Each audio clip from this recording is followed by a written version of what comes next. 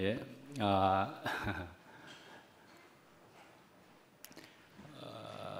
예, 찬양에 대해서 멘트를 아무래도 하게 될 테지만은 우리 자매가 아무 말 하지 말라고 하지만은 제가 그걸 순종을 못하고 살다 제가 이런 모습을 다 봅니다. 이런 무대에서 노래하는 것을 저 생전에 본 적이 없습니다. 저 일생에서 같이 살면서 정말 은혜로 이런 무대에서 불러 세워서 노래 부르게 된 영광을 가져본 것 같습니다. 예, 자격이 없는데 역시나 자격이 없는데 은혜로 선물로 받는 것이지요. 은혜란 그렇게 작은 불꽃 하나가 그래서 산 위에 올라가서 우리가 주의 사랑을 전하세라는 말씀 가사였습니다. 예, 작은 불꽃 하나가 곧 큰 불을 일으킬 수 있다라는 얘기고요. 그게 또 사랑이고 그걸 우리가 분명 가졌을 때는 산 위에 올라가서 외치지 아니할 수가 없는, 가졌으니까 나타내지 아니할 수가 없는 그런 것이라는 생각이 듭니다. 자, 말씀을 오늘은 요한복음 21장 1절부터 14절까지인데 몇 계절을 읽어드리도록 하겠습니다. 1절, 그 후에 예수께서 디베랴 호수에서 또 제자들에게 자기를 나타내셨으니 나타내신 일은 이러하니라. 3절로 갑니다. 시몬 베드로가 나는 물고기 잡으러 가노라 하니 그들이 우리도 함께 가겠다 하고 나가서 배에 올랐으나 그날 밤에 아무것도 잡지 못하였더니 5절, 예수께서 이르시되 얘들아 너희에게 고기가 있느냐 대답하되 없나이다. 6절, 이르시되 그물을 배 오른편에 던지라 그리하면 잡으리라 하시니 이에 던졌더니 물고기가 많아 그물을 들 수 없더라. 예수께서 사랑하시는 그 제자가 베드로에게 이르되 주님이시라 하니 시몬 베드로가 벗고 있다가 주님이라 하는 말을 듣고 겉옷을 두른 후에 바다로 뛰어내리더라. 9절에 육지에 올라보니 숯불이 있는데 그 위에 생선이 놓였고 떡도 있더라. 11절에 시몬 베드로가 올라가서 그물을 육지에 끌어올리니 가득히 찬 큰 물고기가 153마리라 이같이 많으나 그물이 찢어지지 아니하였더라. 예수께서 이르시되 와서 조반을 먹으라 하시니 제자들이 주님이신 줄 아는 고로 당신이 누구냐 감히 묻는 자가 없더라. 오늘 제목은 말씀이지요. 우리 깊은 데로 고기 잡으러 갈까요? 그런 제목입니다. 제목을 들어보시면은 우리 어디로 갈 것 같은 느낌이 들고 고기 잡으러 가는가 보다 하는 생각이 들게 되지 않습니까? 그런데요, 거기에 대해서 이런 것을 또 하나 말씀드려야 되는데, 저는 이제 주 초에 찬양단에게 말씀 제목과 장절을 주고 그래서 찬양단들로 찬양들 그것을 준비하도록 우리가 그렇게 얘기가 되어져 있고, 그래서 말씀을 재빨 화요일인가요? 그렇게 장절과 그래서 제목을 이렇게 건네줬습니다. 곧 이어서 봤더니만은 이걸 제가 이 본문을 가지고 말씀을 한번 했더라고요. 이 본문을 무엇으로 했느냐 하면은 누가복음 5장 1절부터 11절까지의 말씀으로 했던 것이더라고요. 이걸 먼저 줬는데 여기에서는 이제 깊은 데로 그물을 던져라 그렇게 하는 얘기인 겁니다. 5장 1절이 그렇게 해서 제목도 깊은 데로 그렇게 했던 것입니다. 그렇게 했는데 그대로 가자라고 생각했습니다. 그러면서 본문은 요한복음으로 바꾸었습니다. 그래서 오늘 읽은 말씀 본문으로 똑같이 바다에서 되어지는 일이기도 하고요. 조금의 차이가 있고 한 것을 오늘 한번 오히려 같이 살펴볼 수 있는 그런 시간이 되지 않겠는가 하는 생각이 듭니다. 하여간 우리는 지금 이 말씀 마치고 또 조금 있다가 집회 마치고 우리는 어딘가로 또 떠나는 사람들이 여기에는 많을 겁니다. 예, 거기 가서 우리가 고기를 잡을지 무엇을 잡을지 우리가 이제 물이 없어도 되지만은 물이 있어도 좋고 하여간 우리는 무엇인가를 잡을 게입니다, 그죠? 예, 예, 그래서 그런데요, 이제 제가 이제 말씀을 시작할 테지만은 지금부터 이제 몇 개의 말씀을 오늘부터 해서 내일 모레까지 해야 되느냐 하면 5개의 말씀을 해야 됩니다. 오늘 지금 이 말씀부터 해서 예, 5개의 말씀입니다. 여러분이 보시다시피 저에게는 분명히 능력에 있어 오바되는 일입니다. 저 능력을 넘어서는 일입니다. 그래서 아주 육신적으로는 힘 안 들지 않았습니다. 힘 좀 들었습니다. 예. 그런데요, 뭐 그래도 저 이래도 저래도 제가 이제 아무 할 말이 그래도 없는 그런 사람이고, 그래서 그대로 받아서 이렇게 저만큼 준비를 해서 이제 집회와 또 말씀을 같이 나누게 되겠습니다. 자, 이제 요한복음 21장을 이제 보시면은 거기는 이제 디베랴 호수라고 그렇게 되어 있습니다. 디베랴 호수. 근데 이제 그럼 또 누가복음 5장을 이제 같이 보시면은 게네사렛 호수라고 그렇게 적혀 있습니다. 호수가 다른 호수인가 보다가 아니고 똑같은 호수입니다. 똑같은 호수. 그래서 다 다른 이름들을 여러 가지 가지고 있습니다. 디베랴, 게네사렛, 심지어는 또 갈릴리 호수든지 갈릴리 바다라고도 하고 그렇습니다. 되게 갈릴리 바다로 간다, 갈릴리 호수로 간다 그렇게 하죠. 디베랴 바다라고도 하고요, 디베랴 호수라고도 불리기도 하고 성경에 여러 가지로 나옵니다. 그 다음에 구약에는 똑같은 이 호수를 긴네렛 호수라고 부르기까지 하고 그렇습니다. 여러 가지 이름들이 있는 그런 이스라엘의 뭔가가 있는가 봅니다. 근데 저는 여기에서 요번에도 또 똑같은 디베랴이든지 게네사렛 호수든지 똑같은 호수인데 라는 것을 저도 알기는 하겠지만 잠깐 생각을 했습니다. 이스라엘 옆에는 이쪽에 호수 같은 바다라고 부르지만 사실은 호수인데 반대편에는 무슨 바다가 있습니까? 사실은 지중해 바다가 있습니다. 근데 어째서 지중해 바다에서는 무슨 일이 안 일어났노? 예수님 때에 그런 생각도 잠시 났었지만 예수님은 그냥 주로 걸어 다니시기를 이쪽에서 주로 걸어 다니셨는가 봅니다. 이쪽에 갈릴리 근처에. 예, 어쨌든 지중해는 이쪽에 반대편에 있죠. 예. 그런데 이제 갈릴리 바다인 것인 셈입니다. 지금 말하는 호수가 바다라고도 이야기하기도 하는 것은 사실은 거기에도 소금기가 있기도 하답니다. 갈릴리 호수도 소금기가 있어서 그래서 거기에를 바다라고 부를 수도 있었는가 봅니다. 아마도. 그렇게 해서 그 호수가 갈릴리의 호수가 물을 계속 흘러내려가서는 그 밑에 이제 소금이 굉장히 많은 어디로 가게 되죠? 사해로 가게 되죠.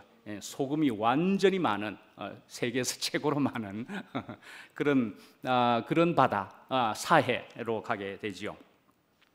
근데요, 잠깐 그래서 소금에 대한 얘기를 한번 해볼 수도 있을 것 같은데요. 이번 집회 때 세 번째 말씀에 보면은 이제 산상수훈에 대한 얘기를 하게 되면서 마태복음 5장에서 7장까지로 이렇게 하면서 팔복에 대한 얘기를 하고 팔복의 바로 뒤에 보면은 너희들은 빛과 소금이라, 소금과 빛이라 그렇게 이야기하면서 예수님이 하시는 말씀이 또 사실은 굉장히 중요한 말씀이죠. 근데 소금이 그 맛을 잃어버릴 때가 있다. 소금이 맛을 잃어버리게 된다면은 발에 발 피울 뿐이다. 그렇게 얘기하시는 그런 말씀이 바로 뒤에 사실은 중요하게 있습니다. 근데 우리가 생각해 볼 때는 소금이 무슨 짠맛을 잃어버릴 때가 있는고, 소금은 소금이지 이렇게 생각하죠. 근데 이것도 이제 이스라엘의 그 이제 바다 그런 소금을 생각해 볼 때는, 그런 지형을 생각해 보면은 거기에서 나는 소금이라는 것은 암염이라고 볼 수 있는 그런 것인데, 아까 말한 대로 사해 같은 그 주변에서 그렇게 돌덩이 같은 광석과 같이 그런 것으로 소금이 채취가 된단 말씀이죠. 그런 소금으로 이제 쓰게 되는데, 그것을 이제 밖에 놔두거나 어떻게 해서 빗물을 맞아버리거나 그렇게 되면은 소금의 소금기가 빠져나가 버리게 되고, 이건 소금의 역할을 못하게 되는 일이 있다는 것입니다. 그래서 예수님이 비유에 그렇게 들어서 쓸 수가 있게 되는 것이라 볼 수 있습니다. 그래서 소금의 맛을 잃어버리면은 그 쓸모가 없는 거 아니냐, 그렇게 하면서 발에 발 피울 뿐이다. 그렇게 얘기한다 말씀이지요. 그래서 그렇게 이제 소금기가 빠져버린 소금은 나중에 어떻게 쓰느냐 하면은 뭐 성전에도 대리석 같은 바닥에다가 막 뿌려버리면은 미끄러지는 것을 좀 방지할 수도 있고 길바닥에 뿌리기도 하고 그렇게 한답니다. 그렇게 되니까 영락없이 그건 밟히게 돼버리죠. 그런 신세가 돼버린다. 그렇게까지 사실은 알 수 있게 되는 것이다 말씀이죠. 그러니까 소금의 그 성분을 잃어버리게 되면 말씀이죠. 그래서 우리는 이제 빛과 소금이다, 소금과 빛이다, 소금과 빛이다 먼저 그렇게 얘기하는 것인데, 빛은 빛을 안 내면은 빛이 아니니까 이건 당연한 얘기죠. 빛이 없으면 어둠이란 얘기죠. 그래서 당신은 어둠이요 하는 얘기를 우리는 상당히 많이 들었습니다. 그죠? 빛이 아니면은 바로 어둠입니다. 그죠? 소금이 그 맛을 잃으면 이것도 참 신세가 희한하게 된다는 말씀인 거죠.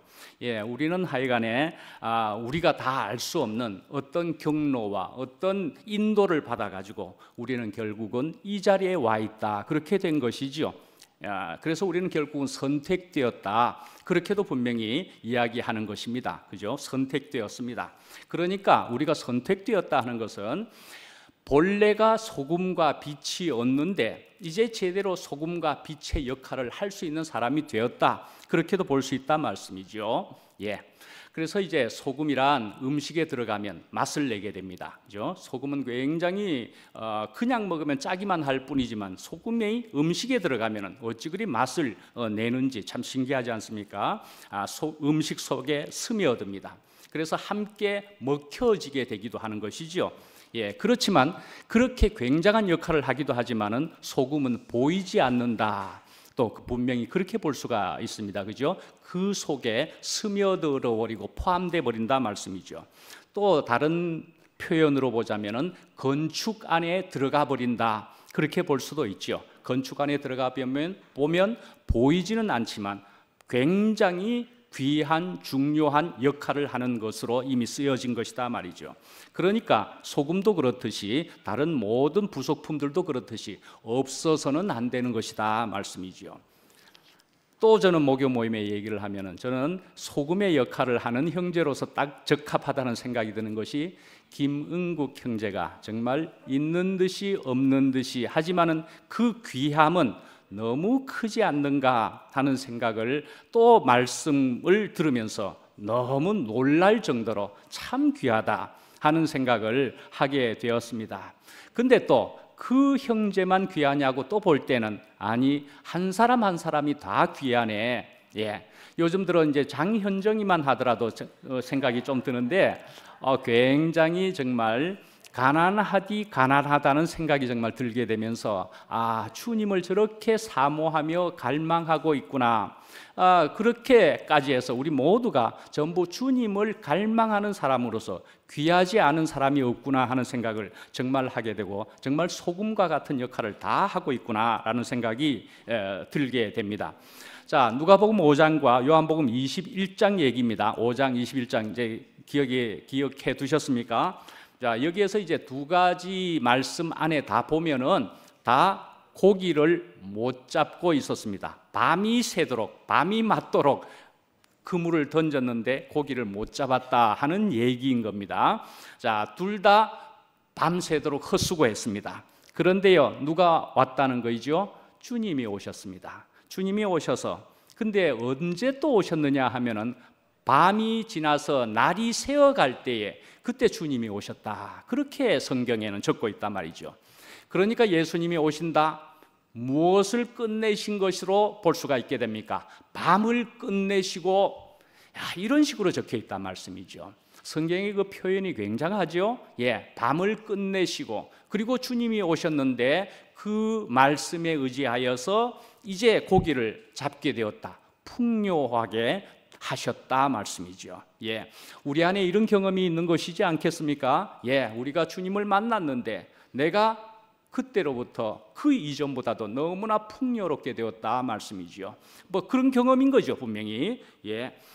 그래서 이제 계시록 22장의 16절에 보면은 나 예수는 광명한 새벽별이다 하는 표현이 있다 말씀이지요. The bright morning star이라고 그렇게 할 수 있는 광명한 새벽별이다 말이죠. 예수님은 그렇게 오시는 분이다라고 오늘 본문에 있는 바와 같아 말씀이죠. 밤을 끝내주실 수 있는 분이시다. 예. 자, 누가복음 5장에 보면은 근데 이제 베드로는 그때에 그물을 싣고 있었더랬습니다. 예수님은 그 언저리에서 해변가에서 말씀을 하시다가 다시 베드로의 배에다가 올라서 또 말씀을 하게 되어서 베드로는 말씀을 듣게 돼 버렸습니다. 이제 말씀을 듣고 있었습니다. 그리고 예수님이 하시기를 고기 잡으러 가자. 배를 띄워서 그리고 깊은 데로 가서 그물을 던지라. 그래서 고기가 가득 건져지게 되었다. 그 말씀입니다. 그런데요, 그렇게 이제 가득 고기가 잡혀지게 됐는데 어떻게 됐느냐? 고기가 너무 많아서 그물이 찢어져 버렸다. 그렇게 되어 있습니다. 그물이 찢어져 버렸습니다. 야, 이것을 보고서는 야, 예수님이 그물까지 일부러 찢으셨는가 하는 생각을 할 수 있겠습니까? 없겠습니까? 많은 하필이면 그물이 그때 누가복음 5장에는 찢어져 버렸습니다. 네, 찢어져 버렸습니다. 예, 그런데 우리가 생각을 해보면은 우리가 예수님을 만나는 것을 생각해 보면은 정말 우리가 그물이 찢어져 버리는 그런 일을 만나고 나면은 그렇습니다. 내가 주님을 찾아갑니다. 주님이 필요합니다. 어쩌면 그런 것이지 않겠는가 하는 생각을 정말 하게 됩니다. 그물도 찢어지지 않았으면은 내가 승승장구 계속 할 수 있다면은 그러면은요. 여러분들 정말 주님이 필요할까요? 저도 뭐 다른 데에서 너무너무 잘하고 있었더라면 저도 쉽게 못 왔을 것 같습니다. 안 왔을 것 같습니다. 그물이 찢어졌다고 되어 있습니다. 그물이 찢어졌습니다. 그런데요, 요한복음 21장에는 그물이 찢어지지 않았습니다. 그물은 하필 찢어지지 않았습니다. 서로 비교를 해보면 그럴 필요가 없다는 것으로 볼 수도 있습니다. 어떤 상황이냐 하면은 예수님을 부인하고 나서요, 베드로만 하더라도 이제 아주 면목이 없게 되어버렸습니다. 예수님이 죽으러 가신다고 그러는데 이 제자들은 전부 다 도망을 가버렸습니다. 이제 이런 상황이 되어서 고기를 잡는데 예수님을 만났고 고기가 가득 채워졌는데 가득 잡았는데 그물은 찢어질 필요도 없다는 것입니다. 이미 어떤 것이 결정나 있다 말씀이죠.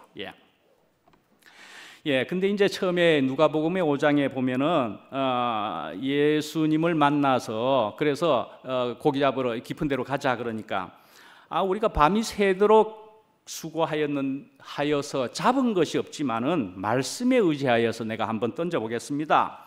근데 이것을 이제 그런 표현을 뉘앙스를 우리가 생각해서 보자면은 밤새도록 허탕만 쳤는데요. 뭐 한번 당신 말씀에 의지해서 한번 해보기는 하지요. 이런 뉘앙스로 들려지게 되는 정도입니다. 사실은 그래도 이제 지쳤고 그래서 너무 허탕을 치고 있고 뭐 절망도 되고 있고 그러니까 이 말이라도 한번 들어볼까? 그렇게 하는 것이기도 한데 말씀도 앞에 들어버렸습니다. 예수님의 말씀도 들어버렸고 이 예수님이 아주 권위 있는 말씀을 하시는 분이네 하는 것이라서도 그 말씀을 순종했다. 그렇게 볼 수도 있을 것 같습니다. 아주 초보적인 순종이라고도 볼 수는 있지만 순종을 했다 그렇게 볼 수 있습니다. 그래서 그 베드로는 그래도 그만큼의 복이 시작되었다 그렇게 볼 수 있다 말씀이죠. 그런데 이제 21장에는 아까 또 다시 상황을 생각해 보시면은 예수님이 오셔서 그물을 던지라 어디로요? 배 오른편으로 던지라 그랬습니다. 누가복음에는 깊은 데로, 요한복음은 배 오른편으로 이렇게 이제 던지라 그랬는데 거기에 대해서 아무 말도 하지 않고 그대로 순종했다 그렇게 되어 있습니다. 분명히 차이가 나죠. 그렇게 순종했습니다. 어쩌면 이렇게 누가복음 5장의 일을 이미 떠올리고 있었을런지도 모릅니다. 한 거의 3년도 안 되는 일이었으니까요. 그렇게 그러니까요 예수님께서는 이미 이 주님의 길을 갈 사람인 줄을 이 요한복음 21장에서는 이 사람들이 그럴 줄을 아셨다 이렇게 볼 수도 있단 말이죠. 그러니까 아주 알맞게 인도를 하셨다 또 이렇게 볼 수도 있을 것 같습니다. 아주 맞춤형이죠. 그렇게 볼 수 있습니다. 이런 것들로 이제 차이를 보건대 누가복음도 그러하고 요한복음도 그렇고 차이 있게 이렇게 하시는 이런 것들로 봐서도 우리가 우리를 아는 것보다도 주님은 우리를 더 잘 아신다, 그렇게 볼 수가 있을 것 같습니다. 베드로가 베드로 자신을 아는 것보다도 예수님은 베드로를 더 잘 아셨다 말씀이지요. 예. 저도 오랜 어둠 그럼 그렇게 이야기하면서도 저도 어둠 후에 나와서 생각해 보건대 또 간증을 하면서도 정말 주님께서는 나보다 나를 더 잘 아시는 분입니다라는 표현이 너무너무 적합하더라고요. 너무 길었지 않습니까? 라는 생각을 얼핏 하면서도 합당했습니다. 정말 합당했습니다. 주님께서 저를 더 잘 아셔서 너무나 합당했습니다. 예, 자로 잰 듯이 너무나 정확했습니다 라는 생각을 하면서 간증을 할 수밖에 없었습니다. 너무너무 합당했었습니다. 예, 이제 요한복음 21장에는 예수님이 죽는다 하시고 뭐 그러니까 왜 우리의 선생님이 그렇게 가시느냐 말이지. 그러니까 굉장히 혼란스러웠다 말씀이죠. 그러니까 다시 물고기를 잡으러 갔던 것입니다. 그러니까 이 사람들은 그래도 말이죠, 전공이 직업이 어부였던 사람입니다. 그래서 이제 할 수 없이 다시 할 일이라고는, 할 수 있는 일이라고는 그것밖에 없으니까 또 고기 잡으러 가기는 갔지만은 허탕을 쳤다라는 얘기인 것입니다. 그렇죠? 예. 왜 그렇다고 생각이 됩니까? 이 사람들은 이전에는 분명히 물고기 잡는 어부였기는 하지만은 이미 그 사람들은 물고기 잡는 어부가 아니고 이미 다른 사람이 되어버렸더라 말씀이지요. 무슨 사람요? 이제는 사람을 낚는 어부가 되었다 말씀이죠. 예. 그러니까요, 이 사람들은, 제자들은, 베드로는 사는 나라가 이미 달라져 버렸다 말씀이죠. 신분이 달라져 버렸다 말씀이죠. 이제 딴 세계에 갈래야 갈 수가 없는 사람이 되었다 말씀이죠. 이 사람들은 오히려 이전의 세상으로 가게 된다는 것은 거꾸로 이상한 나라에 가는 것이 이미 되어버린 사람이 되었다 말씀이죠. 내가 여기 이전에 살았던 곳인데 이상한 나라로 여겨지네. 이제 그렇게 되어버렸다 말씀이죠. 예. 자, 이제 오늘 본문을 두 가지로 했다 그랬습니다. 깊은 데로 그물을 던지라 그랬고요, 누가복음 5장에. 요한복음 21장은 배 오른편으로 던지라 그랬습니까? 예수님이 그러셨습니다.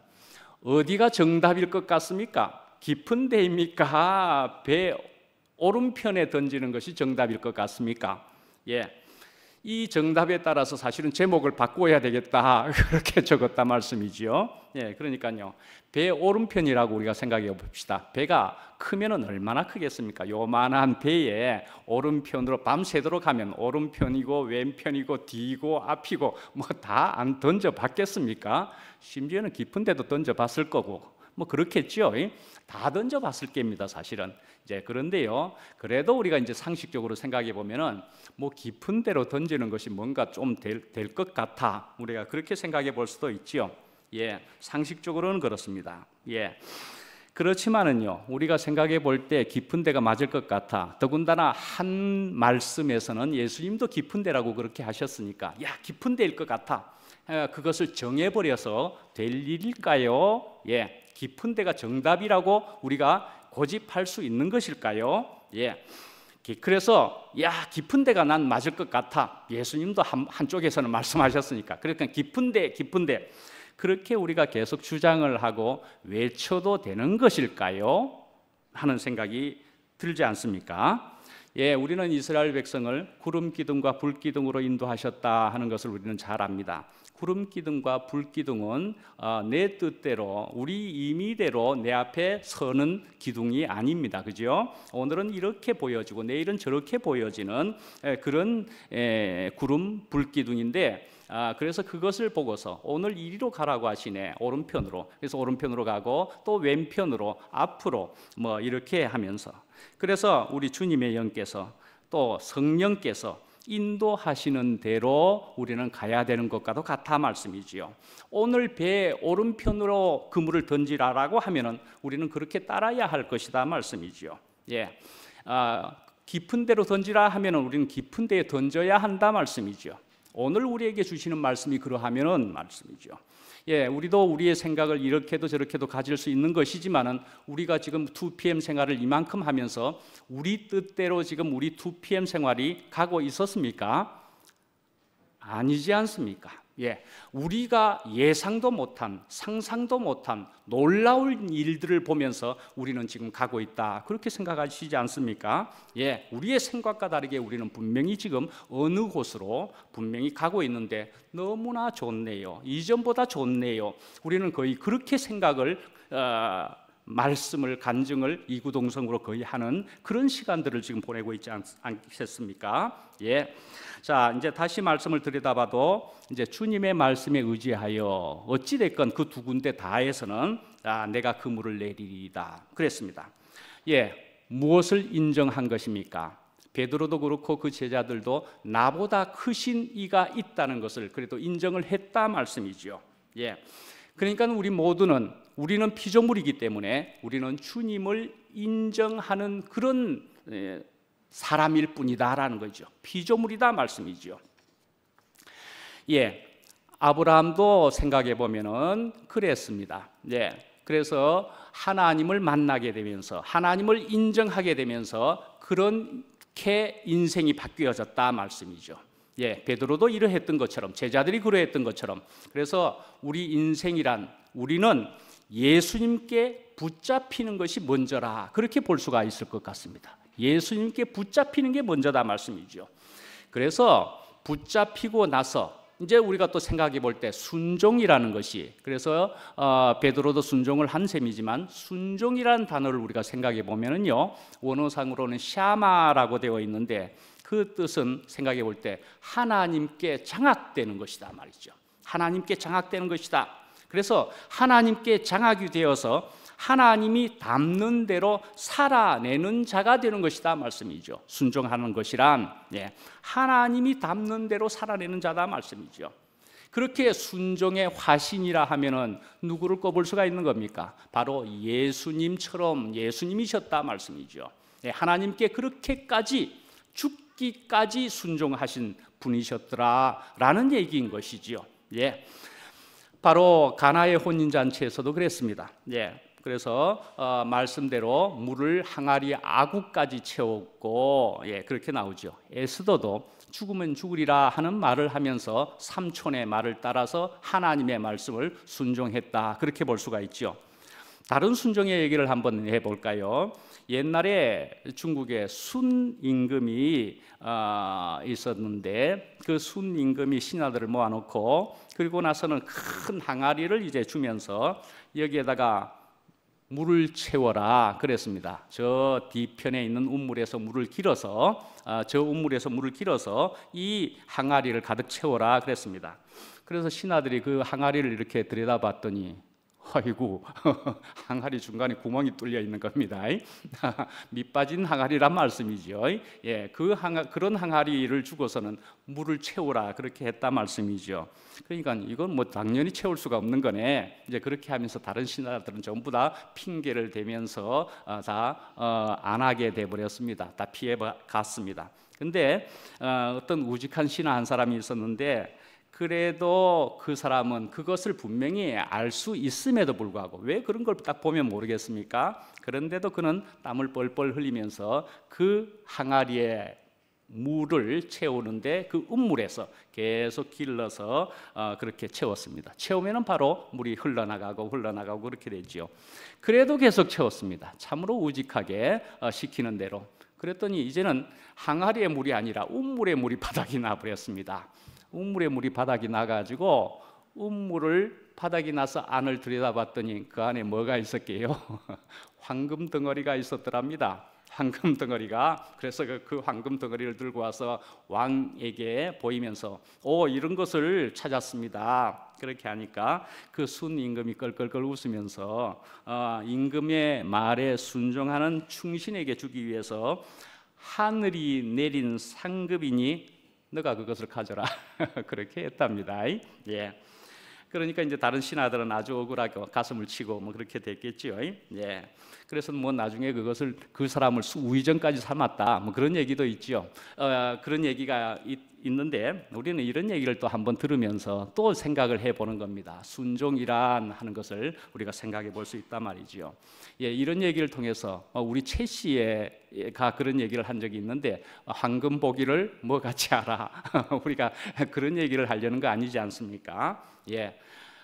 우리는 사실은 황금이지만은 황금보다도 더 귀한 것을 우리는 쫓아가고 있는 것이고, 또는 우리는 그것을 지금 가지고 있든지 또 우리는 더 가지려고 하는 것이다. 우리는 그렇게 볼 수 있는 것이죠. 분명히 그런 마음으로 지금 여기에 앉아 계신 거죠. 황금보다도 더 귀하고 영원한 것을, 그것이 주님 자신인 것입니까? 맞습니까? 예. 우리는 그런 정도의 귀한 것을 위해서 우리는 여기에 와 있다. 그런 생각을 해보게 됩니다.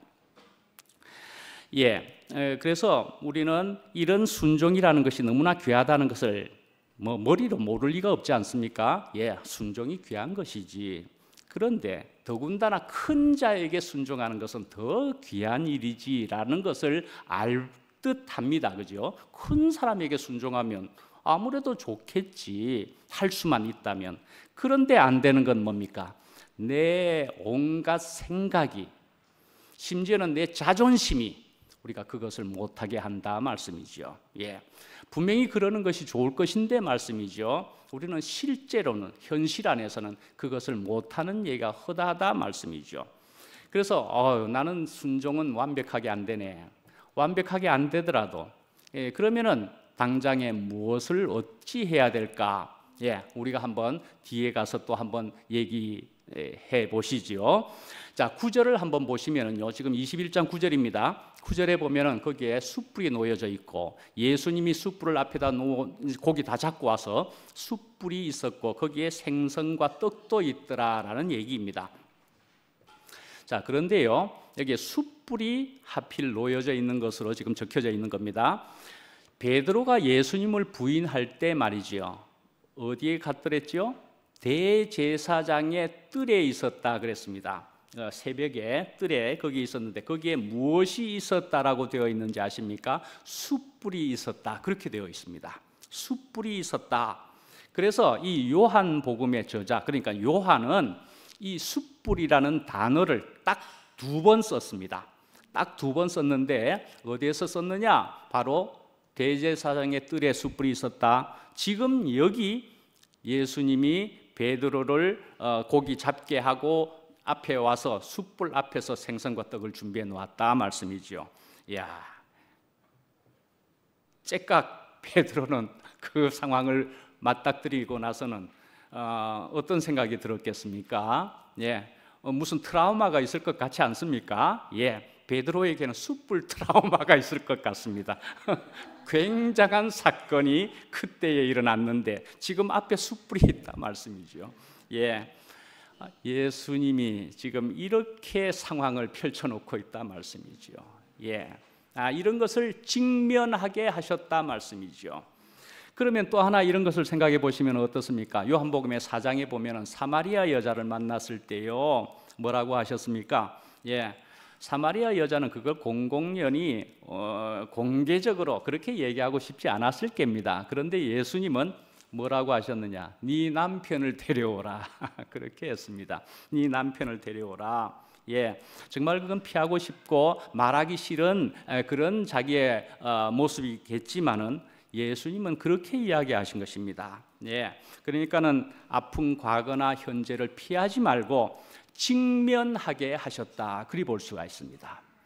네 상태를 아는 것이 먼저 중요하다 말씀이죠. 예, 아는 것이.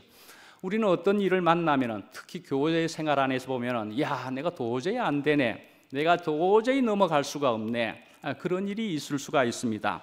예, 그런데요, 사실은 교회 생활을 하다 보면 우선 피할 경우도 있기는 있습니다만은, 그러나 사실은요, 피해봐야 똑같이 만난다 하는 것이잖아요. 피해봐야 똑같이 또 만난다 말씀이죠. 예, 그러니까요, 우리가 그 어디나 하늘나라라고 되려면은요, 누구와 함께여야 되는 거죠? 주님과 함께라면 그 어디나 하나님 나라가 되지만은 우리는 피하는 것으로는 주님이 없는 것이라고도 볼 수가 있는 것으로서 그 어디나 피해봐야 또 여전히 지옥과도 같은 그런 것이 될 수가 있다 말씀이죠. 결국은 어찌해야 된다는 말씀입니까? 주님과 함께여야 된다는 것이고요. 내가 십자가로 끝나는 것이지 않고서는 이거는 어디를 가도 이거는 마찬가지다, 똑같아 말씀이죠. 자, 이렇게 해서 이제 이 베드로와 제자들은 숯불을 앞에 놓고서 식사를 하게 된 것입니다.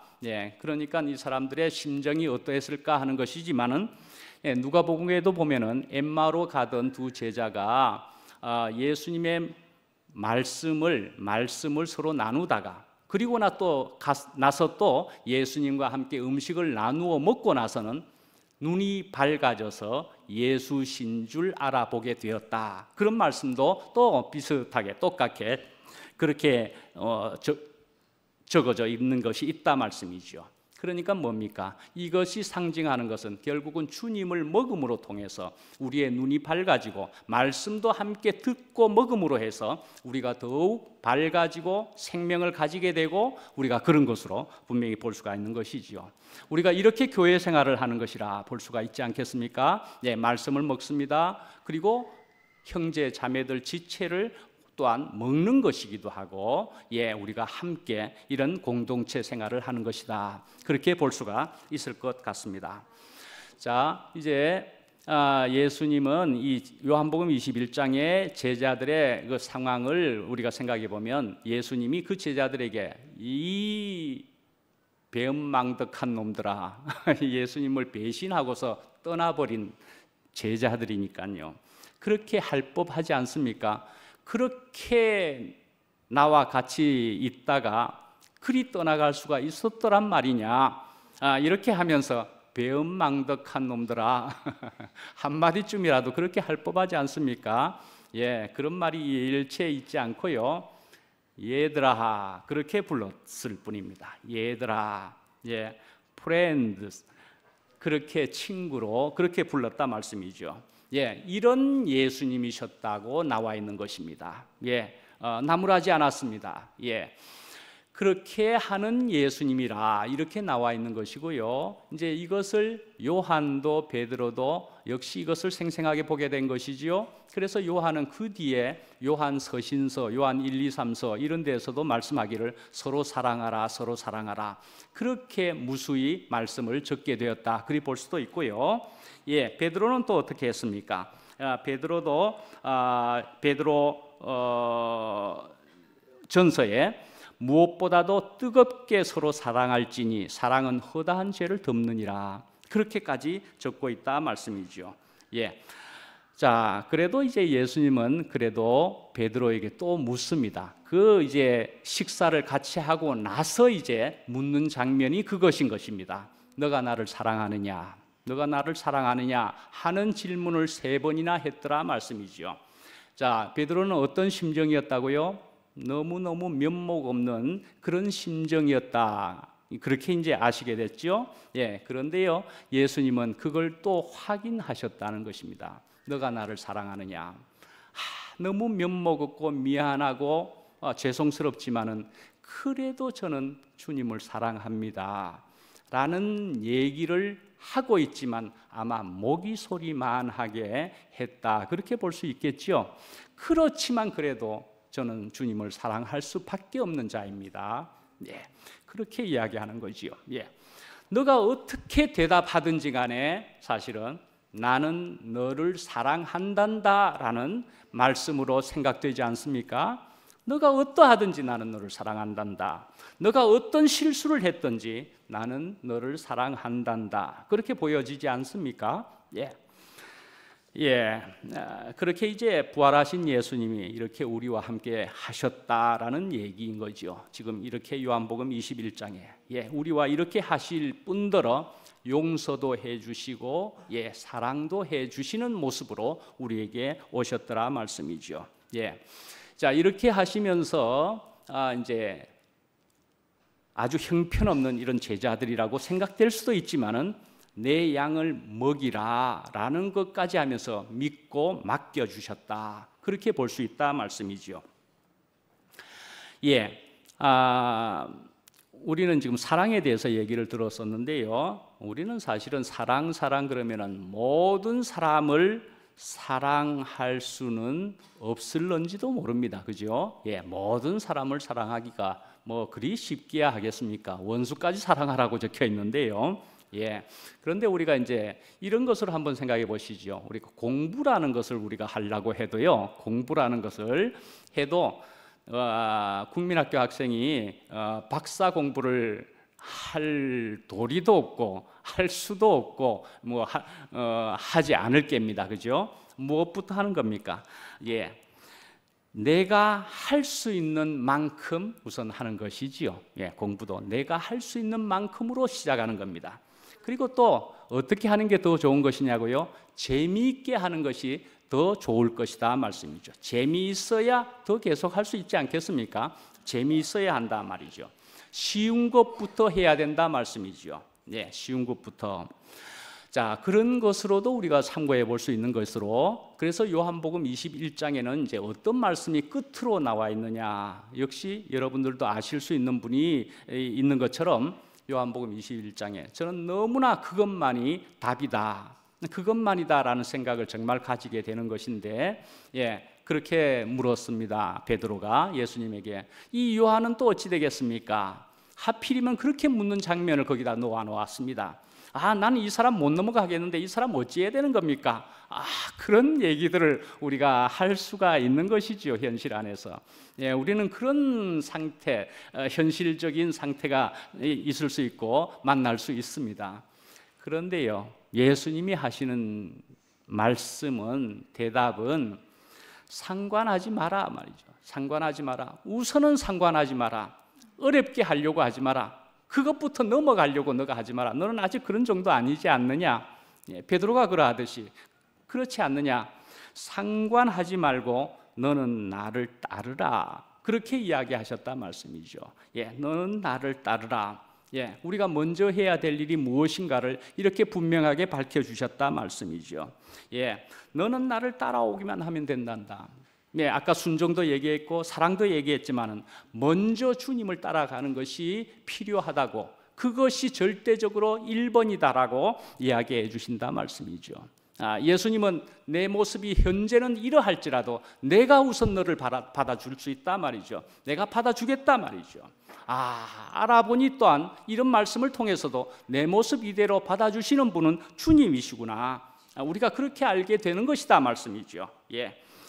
이렇게 주님만 따라갔는데, 저도 어둠 후에 나와서도 그렇게 말씀드렸죠. 뭐야, 옆에 보니까 또 이런 거 저런 거 또 보이기도 하네, 여전히 생각했는데, 이 말씀을 보다가 그렇습니다, 내가 다 할 수가 없는 것을 알았습니다. 난 주님 말 죽으라고 표현, 예 주님밖에 복이 없습니다.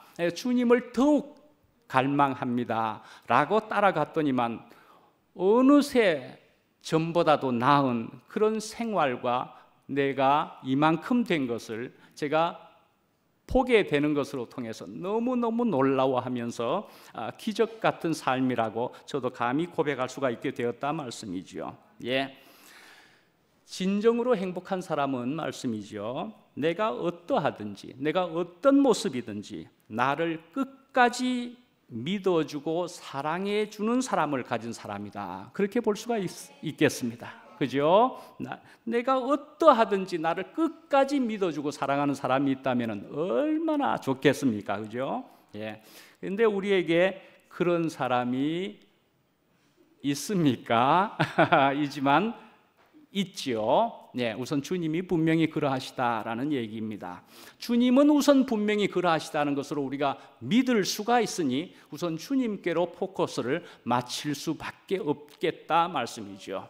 네, 그러나 교회 생활을 또 하다 보면은 그런 생명을 가지게 되었고 보게 되면은 자꾸 보면 볼수록 더 귀한해하는 이제 그런 사람들을 또 자꾸 발견하게 된다 말씀이죠. 예. 그래서 우리는 이제 먼저 이분을 우리는 만나려고 하는 것이고, 그래서 이분이 사실은 녹아 있는 곳이 어디냐? 사실은 우리의 공동체요, 우리의 교회다 말씀이죠. 예, 우리가 느낄 수 있는 것이 이 교회다 말씀이죠. 예, 예. 이렇게 우리는 언제나 주님을 느끼고 누릴 수 있는, 이런 사랑을 누릴 수 있는 이런 곳이 바로 여기다 하는 것을 우리가 귀하게 여기고, 우리는 언제나 감사하면서 이 생활을, 이 교회 생활을 우리가 할 뿐이다, 할 수밖에 없다, 우리는 그렇게 생각되지 않겠습니까? 이런 주님이 계시는 이런 곳이 있음을 너무나 감사하고, 그리고 또한 주님을 사랑합니다. 예, 마치겠습니다. 기도하겠습니다. 은혜가 풍성하신 하나님 아버지, 주님의 모든 은혜를 진실로 감사합니다. 저희들은 오늘 이 말씀을 마치고 또 교제 후에 저희들은 또한 더 깊은 곳으로, 더 긴밀하고 더 은혜스러운 시간을 가져보고자 저희들은 특별한 시간을 며칠 가지려고 떠납니다. 그러나 저희들은 떠나는 사람도 있겠지만 떠나지 못하는 사람도 있을 겁니다. 어떠한 사정에 있든지 간에 그들도 사실 우리의 같은 지체들이고, 그래서 그들과 우리들은 언제라도 만나면은 반가울 수 있는 그런 것을 언제나 저희들로 확인시켜 주시고, 그들에게도 저희들과 똑같은 은혜를 베풀어 주시기를 간절히 원합니다. 예, 베드로가 흠이 있음에도 받아주시고 끝까지 사랑해 주신 분이 계심을 저희들은 너무나 감사합니다. 주님을 더욱 사랑하며 주님의 사랑을 또한 저희들도 가지며 전할 수 있는 저희들 되게 하여 주시옵소서. 예수님 이름으로 기도합니다. 아멘.